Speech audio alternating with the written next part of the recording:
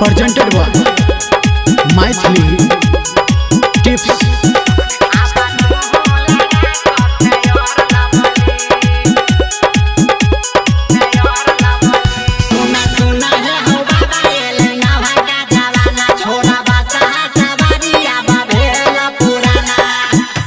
तू भोला हो रूप बदली, कोला हो बाबा तू रूप बदली।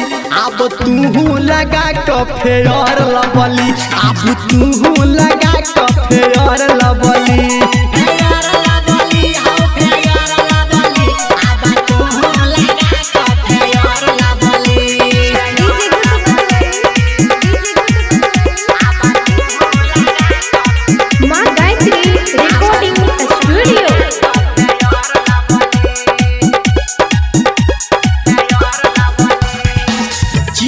गाजा के छोड़ तू फूक हो, कर नहीं बाबा तू मन के दुख हो।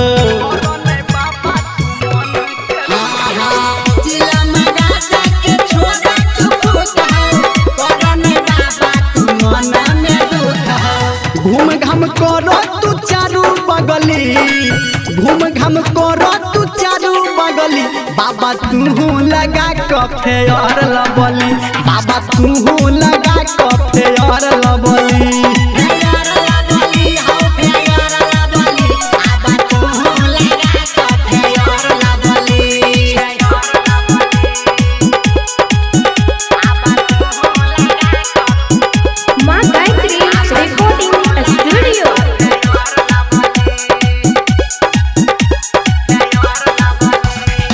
मिर्ग छाला के साइड में राख, कह धर्मेंद्र बाबा हमरा दिस ताक।